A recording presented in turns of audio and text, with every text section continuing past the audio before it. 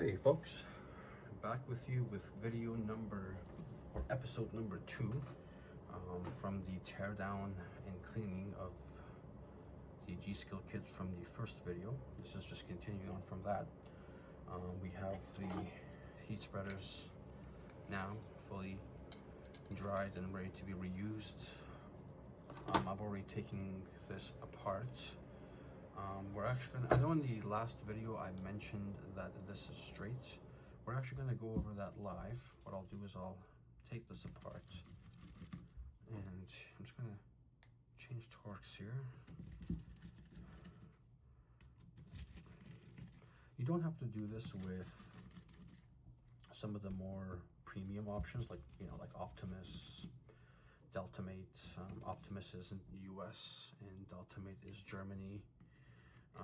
Very good products, but yeah, for some of the more, like Biteskey and Borrow, and not saying that it's not checked at the factory, but yeah, you're sacrificing a few things to get that price point. So you definitely, it comes at the cost of doing some due diligence, but it is pretty good value stuff for the money you're paying. Looks like we have, come on now. Sorry, I'm talking and doing this at the same time. So let's pull this apart here. 4mm gaps, very clean, perfect O-ring. I already have a razor blade here. I find these are the best. So let me just take it to the side here. I have light shining on here. So you just want to press this in, and you're looking for shine. You're looking for light to essentially bleed through it. And you know what I mean? It's basically perfect. So that's the razor blade test. You don't have, again, you don't need to do it on every block that you get. I've just picked up this habit, especially on the more budget-oriented stuff. When you put this in, you want to make sure that the screws will line up. There is actually an orientation, like if you put it in wrong, here, I'll put it in this way here to show you guys. It will go in, but the screw holes won't line up. So you want to make sure you're putting it correctly like that. We're utilizing the H set here, so you need an H 1.5, an H 2.5, and an H, yeah, just with those three, 1.5, 2, and 2.5. Let's go ahead and put these in. You want to put these in about like 90%, and then we'll torque them all down in a particular order here.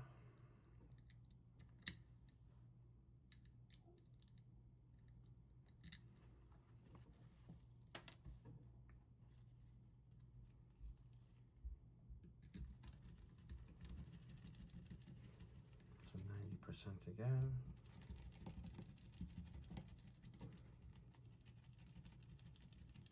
Again.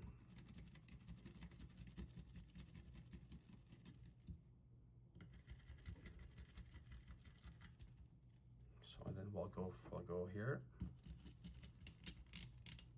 just gonna give it one more. There we go. There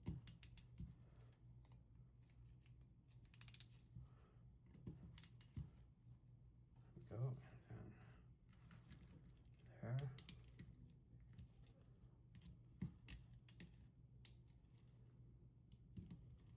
So we're basically going up and then perfect.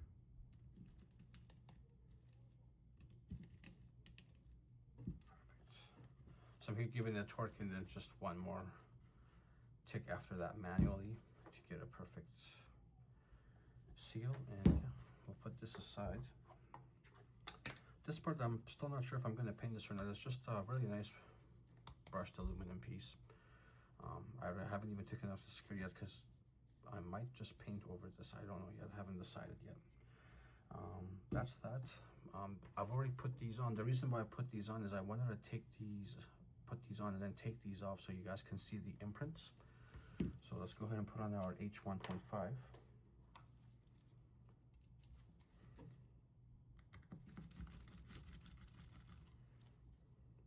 take these off.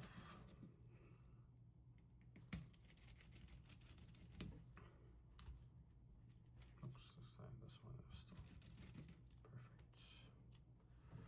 And I had these in the last video here, my plastic prying tools. They come in very handy. You just want to kind of pull like that, and then make sure you're away from any kind of IC. Perfect. Yep, as you can see, we have the imprints. So that's why you want to cover the entire area, because it will leave an entire print on everything, even the LED, even some of the LEDs on the right hand side. But yeah, we have the ICs here and some of the SMDs covered on the front side, which is perfect. Now on the back side, this is the part where it might be a little pragmatic. Now I have this already done in the other, but I'll also just show you guys here quickly. I do have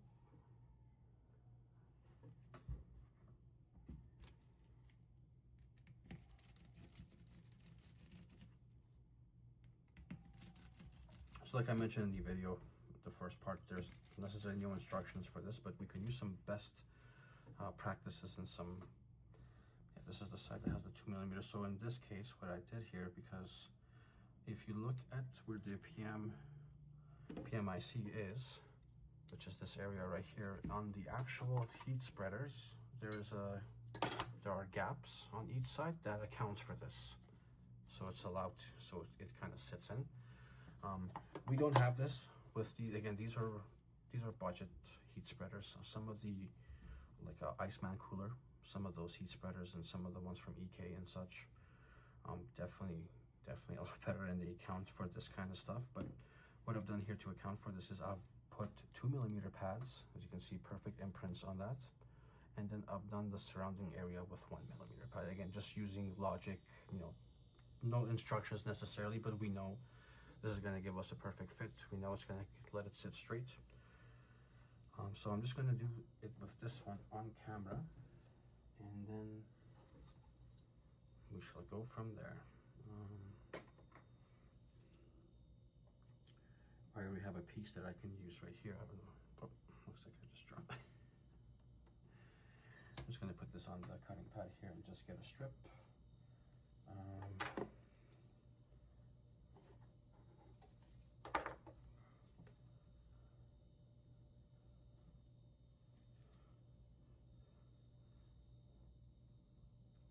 There we go. Put it in, and then same with the, to cover the SMDs here.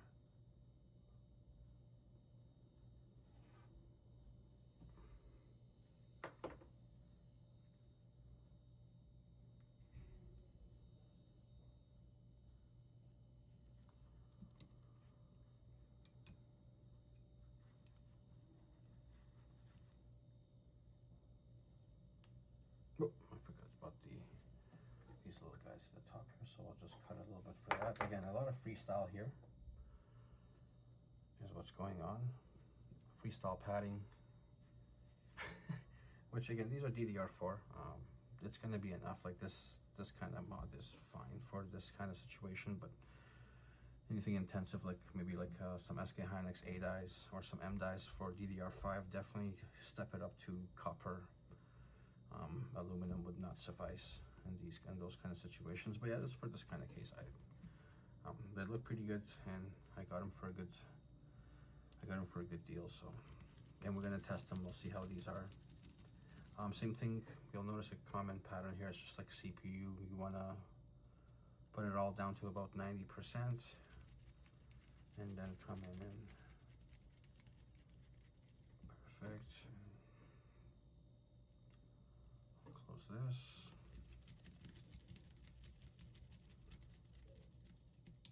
There we go. Our first click. Second and third. And we have ourselves a perfect straight. If you guys can see that, I'll put them side by side here once I'm done. Same thing with this. We're gonna put this in. So essentially, you don't really need instructions if you just watch these two videos. I guess it's the same thing with the cleaning. The cleaning is fairly universal, could be applied with anything really.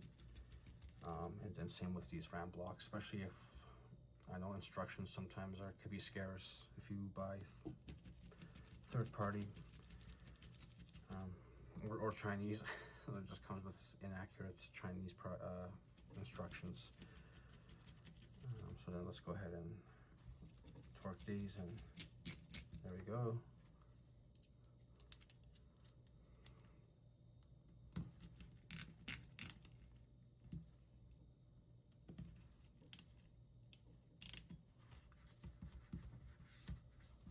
Perfect. So now I'll put them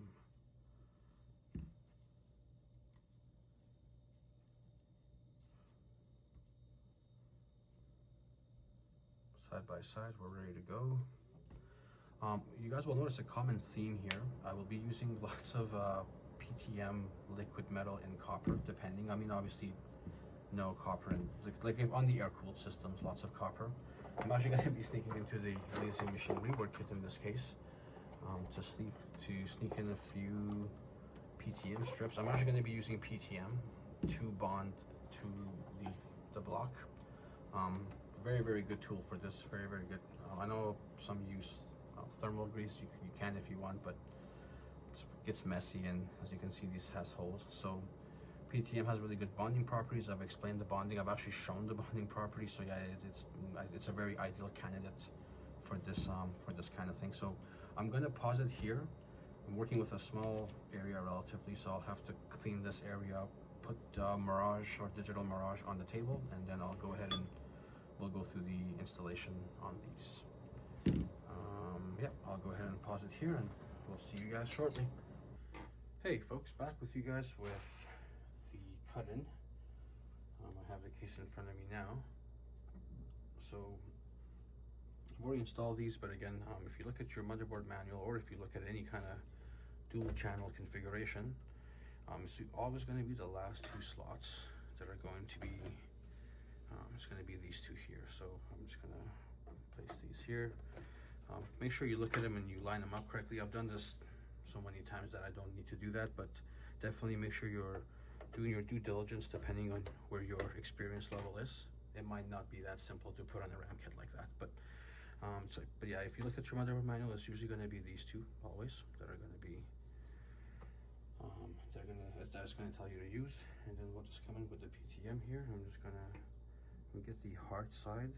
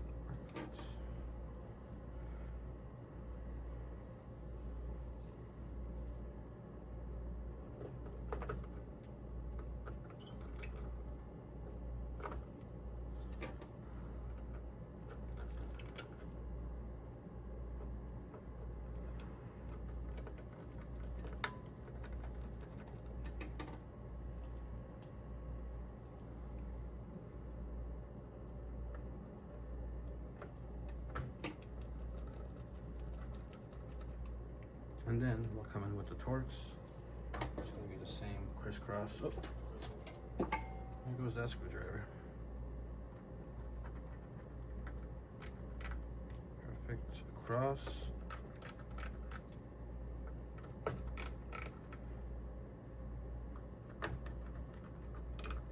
Perfect.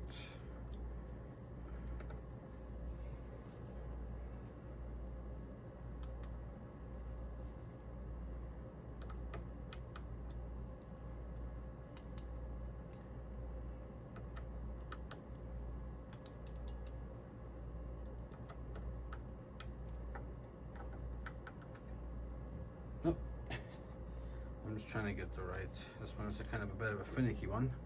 This Torx. So, okay.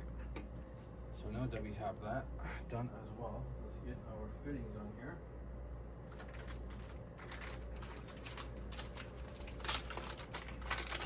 One cool mod, if you did want to do it, would be to remove, like you can unscrew these two Phillips and then you can just remove this entire, if you didn't need it, which would kind of defeat the purpose of buying this product if you don't need the hardware temp. But yeah, that's basically it for now. I am going to be doing some tube bends if you guys are interested in that. So that is next.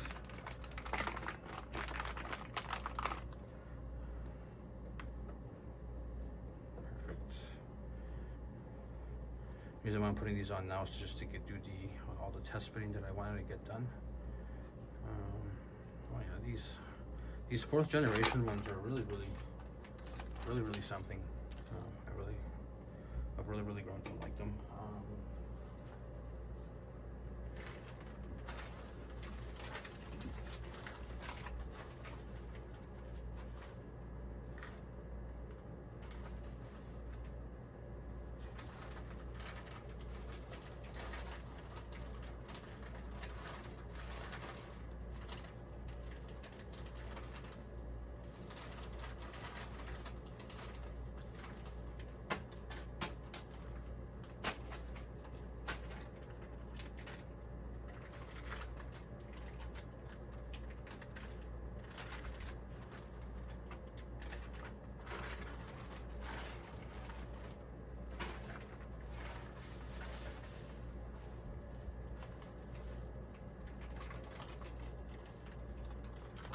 You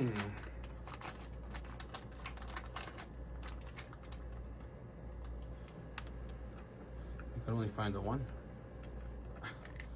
but for now, if that's okay, I'll install it. I can only find the one. I think I'm out of. Oh no, there we go.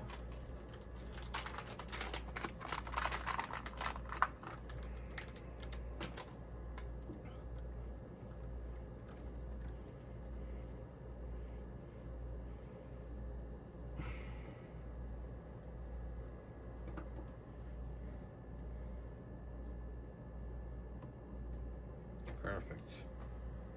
Okay, well, that's it, folks. Part 2 of the installation. Again, this part is fairly universal. The kind of techniques and the stuff that we use to install this, you can do this with any block, any copper, aluminum, brass. Doesn't matter, just for argument's sake. I know. But yeah, I'm gonna end it here. If you guys are interested, definitely subscribe and like. And stay tuned for the next one. Take care.